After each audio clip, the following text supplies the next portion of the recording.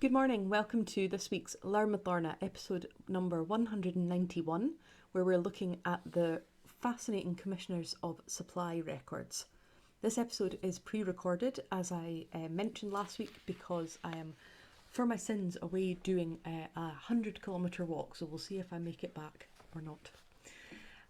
This is episode number 191 of a series of talks designed to tell some stories from the collections of the Highland Archive Service. My name is Lorna McGinn. I'm the Community Engagement Officer with the Highland Archive Service, which has 4 archive centres in the Highlands of Scotland, holding documents that tell the story of this part of the world, from the 1200s right through to the present day. We have an archive centre in Inverness, one in Wick, one in Fort William, and one in Portree. This series is brought to you by High Life Highland at no cost to the viewer. High Life Highland is a charity registered in Scotland, and there's no payment or subscription required to take part in this series of talks. But if you're able to donate towards our work, please do so. It makes such a huge difference to us, and we're really, really grateful for those of you that have done so. So thank you very much indeed. So, as I say, welcome to episode 191, where we are looking at a really interesting set of records, which sometimes are a little bit overlooked. These are the records of the Commissioners of Supply.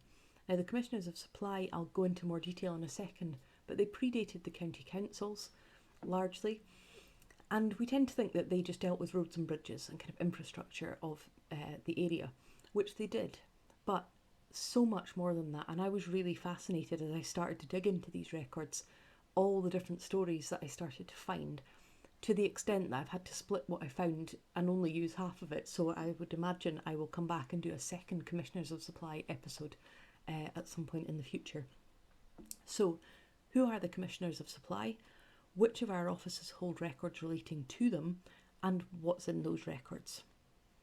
Let's start with an extract from the Scottish Archive Network Knowledge Base. You will have heard me talk about this before over the years. It's a very useful website that gives an overview of many different record types and also themes such as migration or policing or the law courts, all sorts of different things. So this is the extract relating to the Commissioners of Supply.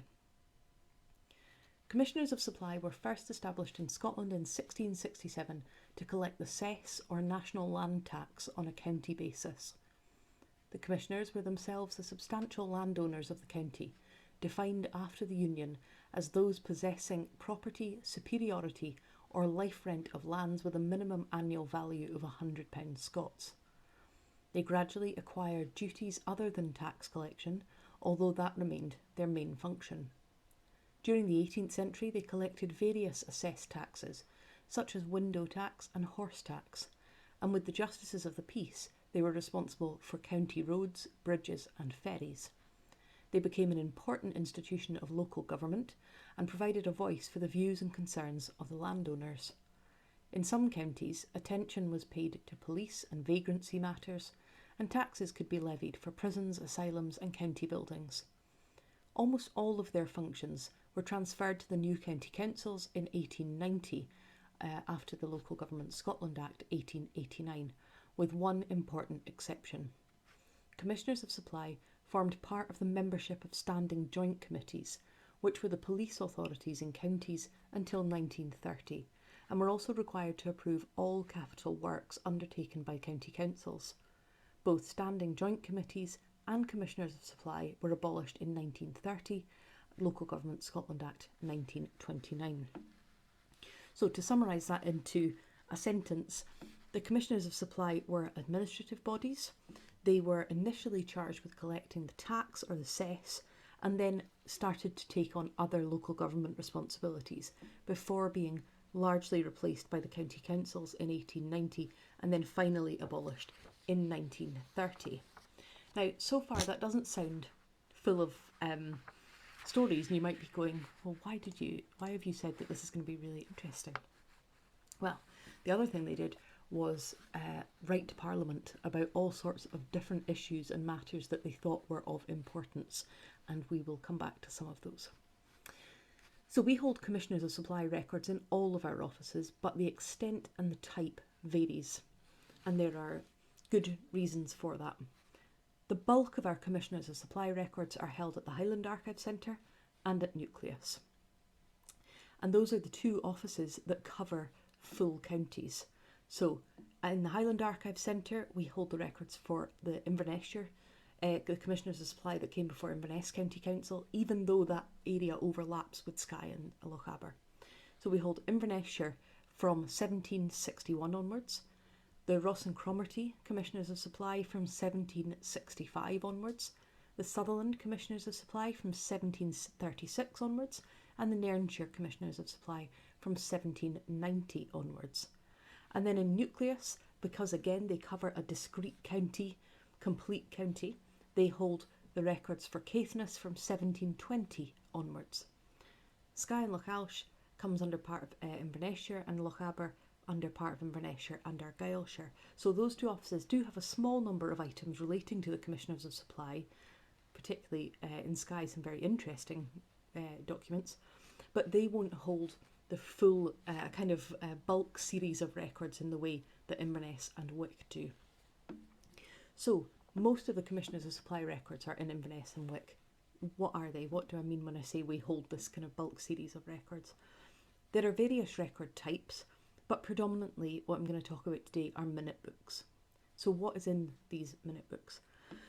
Well, like most minute books, they record discussions of meetings, and each meeting minute opens with a list of those in attendance and apologies from those who are unable to attend. And as you might expect, these lists are full of all the most prominent names in the county. Landowners from around, so if I take Inverness for example, the Inverness-shire ones, landowners from all around Inverness, but actually all around the county coming to attend. So then what you also find is references to these meetings in those people's private papers. So for instance, in the Fraser-Tytler family papers, which I've spoken about before, will hold notes that William Fraser-Tytler has taken while attending Commissioners of Supply meetings, so you can cross-reference across different types of collections. And as I say, you'll see this these lists of names of all the kind of prominent big landowners from around the area. But if you look at, again, the Inverness example, you'll see that these meetings in the 1700s were being attended by MacLeod of MacLeod, from Skye, from representatives from Harris, from Grants of Waternish, right from across the different areas of the county, which really makes you think about the journeys that they would have taken to attend these meetings.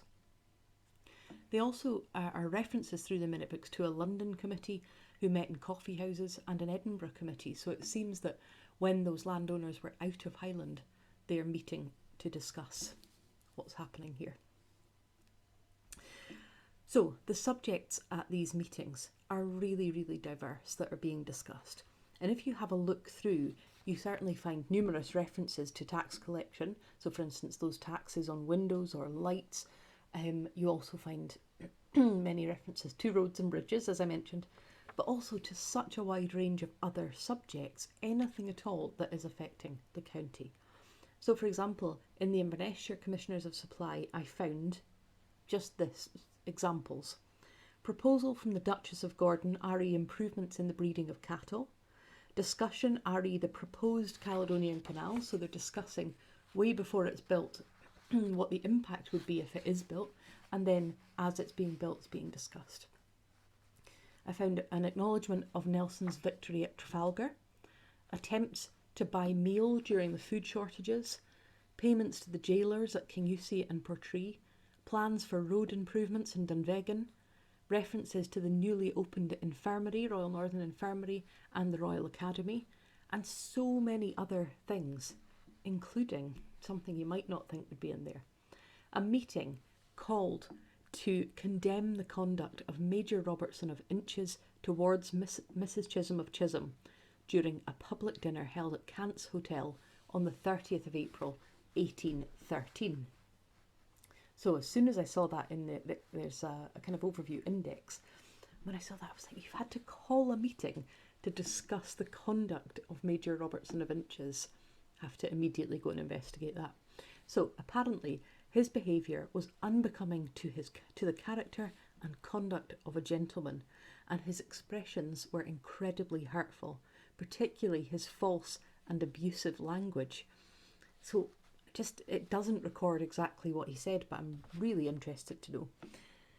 The minutes record that he was prevented from attending their convivial meetings in the future. So my guess is that means they're not describing every meeting as convivial, they're describing that when they have kind of social activities, he is no longer welcome to attend because of his behaviour towards Mrs. Chisholm. I haven't actually looked through the newspaper archive to see if there's any reference to it. There may well be. So you can find some light-hearted things within the Commissioners of Supply minutes, but mostly these volumes are discussing things that are affecting the county that they, either the county that they concern, so there'll be things that are directly related to Ross and Cromarty or Caithness, or there'll be things that are just general Scotland-wide, but they feel like they've have something to say about them. So let's hear some examples. And I was really struck when I was picking these, just how many of them are a passing reference to something which, when you dig a little bit deeper or when you look more widely, shed light on something much bigger. So, for instance, there are numerous entries that record writing to royalty. So, for instance, on the birth of a new royal child, on a royal marriage, they'll write with their, we all send our heartfelt congratulations and all that kind of thing, which is so far so normal. We find this in borough minutes and various other places. And there are some that are written to the royal family for less common reasons. So, for example, this one, which is taken from the Caithness Commissioners of Supply. There were several attempts on Queen Victoria's life, and including the note that my colleague's written here. There were several attempts on Queen Victoria's life, with the final attempt being on the 2nd of March 1882 by 28-year-old Roderick MacLean. The Queen was being serenaded with cheers from the nearby crowds of Etonians as she departed from Windsor Station towards the castle. MacLean fired a wild shot at the Queen which missed. He was arrested, charged and committed to trial, where he was sentenced to spend the rest of his life in an asylum. And in the Caithness Commissioners of Supply Minute Book, it records this on the 30th of April, 1882. We, Your Majesty's most dutiful and loyal subjects, beg to express our abhorrence at the recent dastardly attempt on Your Majesty's life, and our heartfelt thankfulness for Your Majesty's preservation from the base attempt of a would-be assassin. We would join in the universal thanksgiving of the nation to the overruling Providence for graciously preserving Your Majesty's valued life, and in praying that Your Majesty may long be spared to rule over a united, contented and prosperous nation. And we further beg to express our loyal and ever faithful attachment to Your Majesty's person and throne, signed in name and on behalf of the Commissioners of Supply of Caithness by the convener of the county. So very, what's the word I'm looking for? The only word I can think of sounds very patronising, and that's not what I mean, so I'm not going to say it. But it's a very sort of over-exaggerated letter, and that's really common that we find when they're writing to royalty, and those kind of reassurances of loyal support and faithfulness and so on. But have a listen to this particular letter written to King George IV, written on the 4th of January 1821, and this is in the Inverness Commissioners of Supply. Now you'll find that the tone is very similar, but wait till I tell you when I started to dig into it. Okay, so this is written and it's headed with the purpose of addressing His Majesty on the present state of the country. After some discussion on the address and the amendment was withdrawn, so it describes beforehand how they're debating what they're going to say. And the address moved by Mr. Fraser of Kilbokie, with the addition of this clause in inverted commas, was unanimously agreed to and adopted by the meeting, which address is as follows. So we've had a discussion, we've decided what we're going to say, and this is the message we sent to the King. To the King's most excellent Majesty, most gracious Sovereign. We, Your Majesty's most dutiful and loyal subjects, the freeholders, commissioners of supply and justices of the peace of the county of Inverness, beg leave to approach your throne with the expression of our warmest attachment to your Majesty's person and government and to the glorious constitution which we have the happiness to live under. So again, that same really exaggerated, loyal, you can rely on us tone. But at the same time, we declare our utter abhorrence and detestation of all attempts of factions and disaffected persons, assisted by a seditious and blasphemous press, who under the false pretence of patriotism and reform assiduously endeavour to mislead the ignorant and unwary, to sap the foundations of religion and loyalty, and to reduce this happy country to a state of disorder and anarchy. But we have the utmost satisfaction in being able to assure your Majesty that in this part of your Majesty's dominions there exists no spirit of disaffection or irreligion or of immorality, nor have any attempts been made, so far as we have been able to learn, either by the circulation of books or writings or otherwise, to shake the loyalty or to corrupt the manners of the people. And it goes on to say that they are grateful. Let me just make sure I have got that. To corrupt the manners of the people. So it goes on to say that they are grateful for the deliverance which a few years since we, together with the rest of Europe, experienced by the wisdom and vigour of your Majesty's government, and for the inestimable blessings we continue to enjoy under it. So we're aware that we've just come out of this conflict, I'll come back to that, and that now we're in this time of turbulence again. We beg leave to offer to your Majesty the assurance of our firm determination to support to the utmost of our power and ability the established institutions in the Church and State against all designs of the disaffected, that your Majesty may long reign the guardian of your people's liberties and rights and defend them alike from foreign aggressors and from domestic abuse, is the sincere prayer of your Majesty's most loyal and dutiful subjects, the freeholders, commissioners of supply and justices of the peace of the county of Inverness. And that's written in 1821. So what is the context? When I read that, I was really struck by the how many things repeat themselves throughout history and why archives remain very relevant.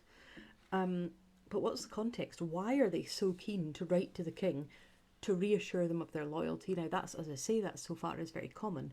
But what wasn't happening in Inverness-shire that was happening everywhere else that required them to write to the king and say, don't worry, it's not happening here? So I started to do a little bit of digging. Well, the Napoleonic Wars had obviously recently ended with the Battle of Waterloo in 1815. And to put this very simply, and it is, of course, a far more nuanced picture than this, but to put it very simply, the end of the Napoleonic Wars was followed by an economic slump, by industrial depression, agricultural depression, and unemployment, in part due to industrialisation. So food prices were held high by the Corn Laws, and there was widespread discontent. And all of this reignited a desire for reform that had been bubbling for decades. People wanted a reform of suffrage, of who had control, who had the right to vote, who had rights, where did the freedom of the press sit? There were so many people who were discontented with the way the country was. And protests against the government had broken out across the UK, culminating in England with the Peterloo Massacre. And here's how the National Archives describes the Peterloo Massacre for those who are not familiar with it.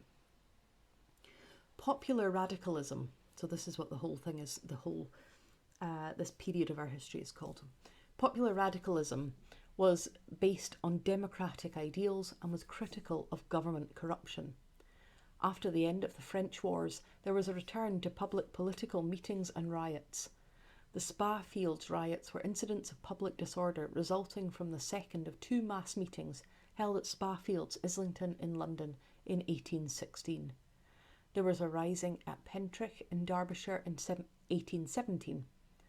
A few months before these events, a demonstration was held in Manchester by radical weavers known as the Blanketeers. They planned to march to London and present a petition to the Prince Regent about the depression in the textile industry in Lancashire and the suspension of habeas corpus, making it possible for people to be imprisoned unlawfully.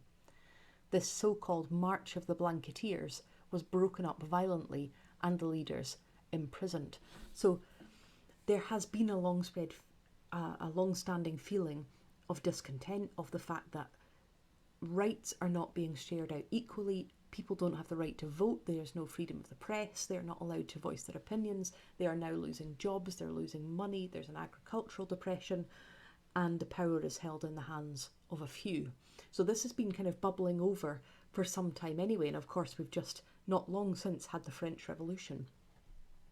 So people have been on edge, and that's kind of been put to the side a little bit during the Napoleonic Wars. But now that's over, it's all kind of resurfaced again, and it's been made worse by the legacy of the war in terms of depression. Perhaps the best known demonstration for political rights at this time is known as the Peterloo Massacre. The Reform meeting at St Peter's Field in Manchester in August 1819 followed 2 years of revived interest in the radical press, mass petitioning and trade unionism, still illegal at this time. It's been estimated that perhaps 60,000 men, women and children met at St Peter's Fields to hear Henry Hunt and others speak in favour of political reforms and rights for the poor.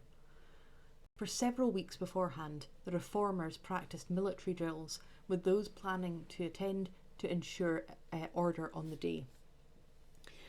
However, local magistrates believed that the reformers were preparing for armed rebellion, so they had been preparing to make sure that they could control the situation and make it an orderly protest.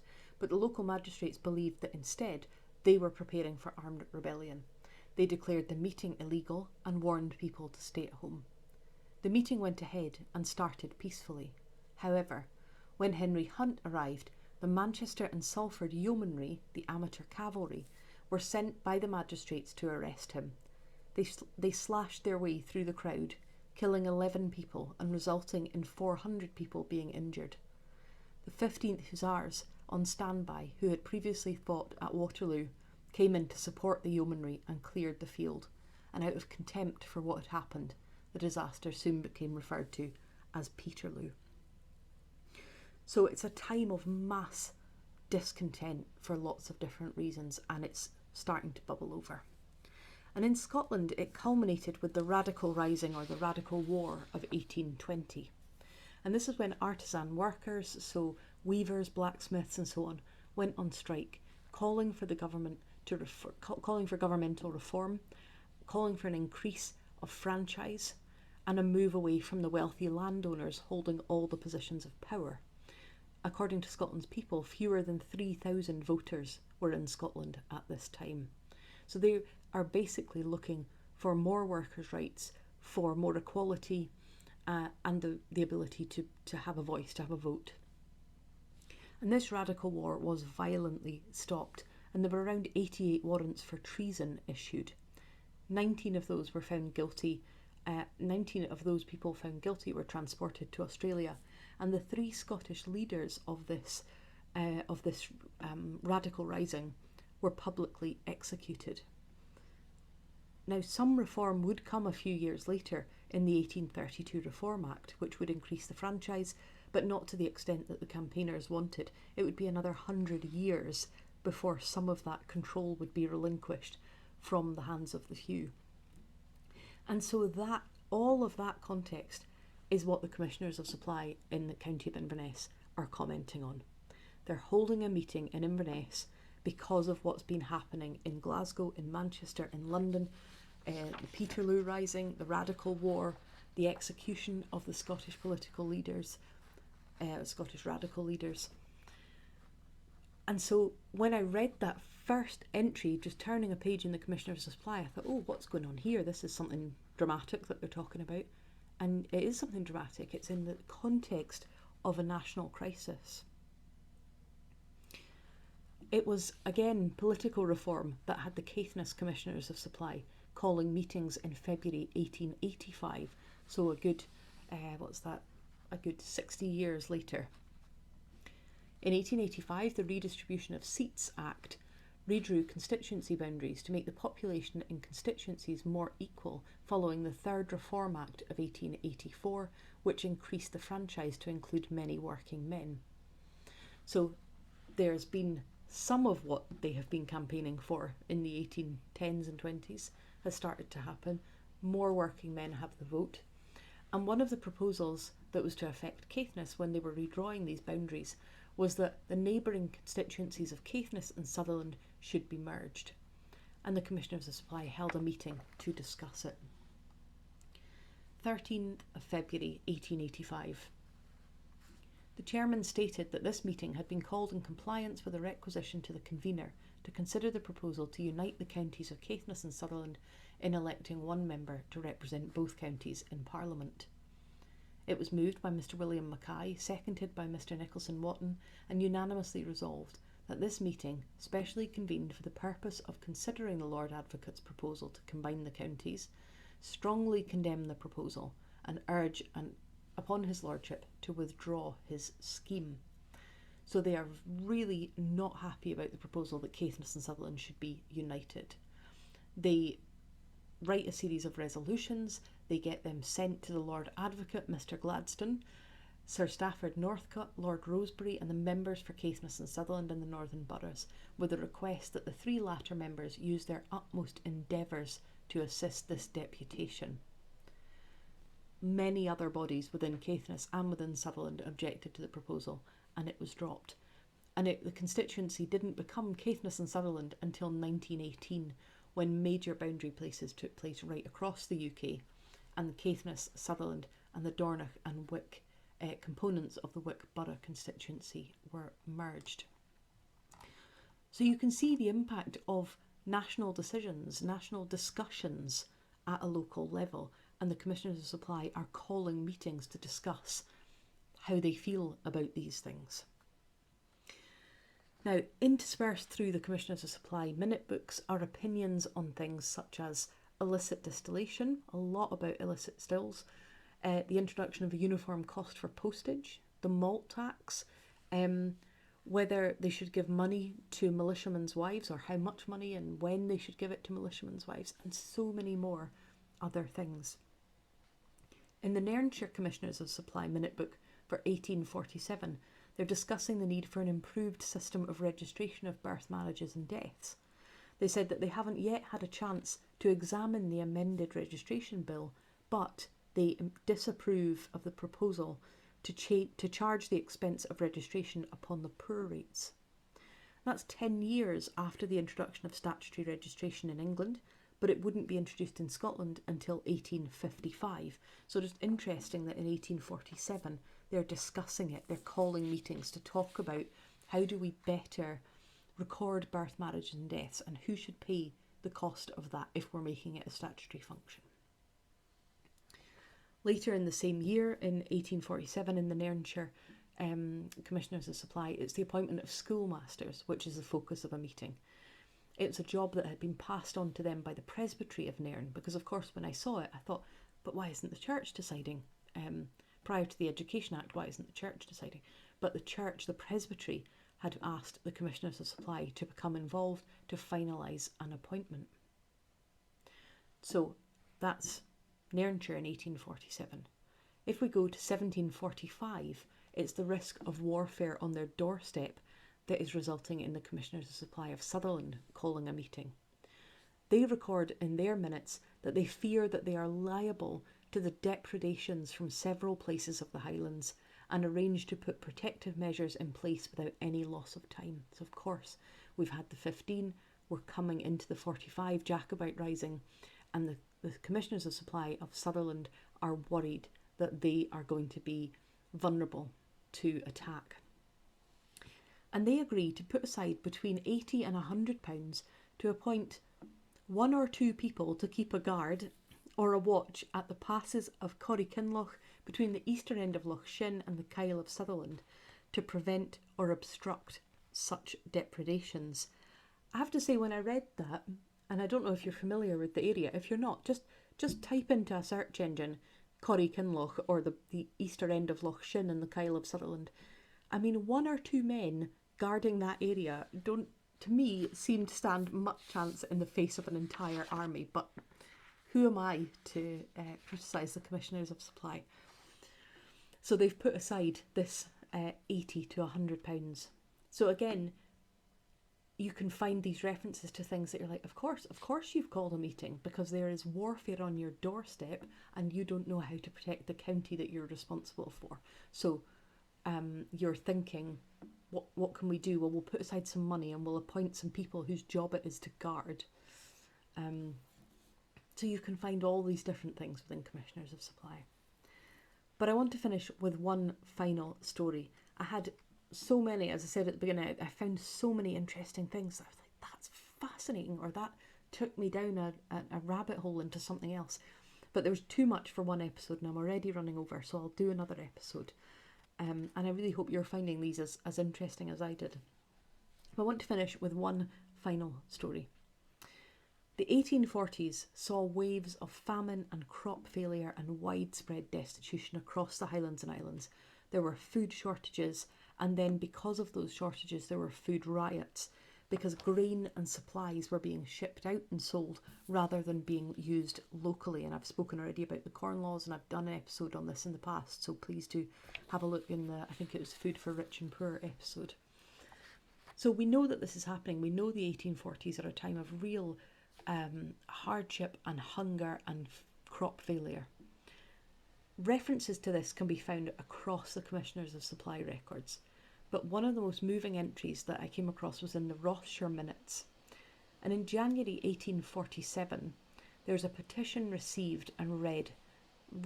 So a petition is written by the labouring classes of the village of Eventon, and it's read out to the Commissioners of Supply. And this is what it says. Humbly sheweth that owing to the total failure of the potato crop, the severity of the winter, and the entire want of labour in this parish, your petitioners are reduced to the lowest degree of poverty and distress. Many, having had no meal in their families for weeks, have subsisted entirely on boiled turnips and other such vegetables as they could with difficulty get from time to time. That your petitioners acknowledge with gratitude the exertions made by the factor on the estate of fowls and the farmers of the district to furnish meal in small quantities, that while this meal is being sold for ready money only, such is the poverty of the great majority of your petitioners, having no money and without prospect of lucrative employment, that they cannot procure even the smallest supply of meal for the support of themselves and their families. May it therefore please you, honourable gentlemen, to adopt such measures as shall secure constant employment to the labouring classes of this parish, at a rate of wages commensurable with the highest price present for provisions, and to devise such means as you in your wisdom may deem possible for alleviating the present distress and saving a famishing people from all the horrors of starvation and death, signed by 69 individuals. It's a really powerfully worded, they're saying, yes, some people are making some bits of meal available, but only for ready money, and we've got no ready money because we've got no work, and we are going to starve to death if somebody doesn't do something.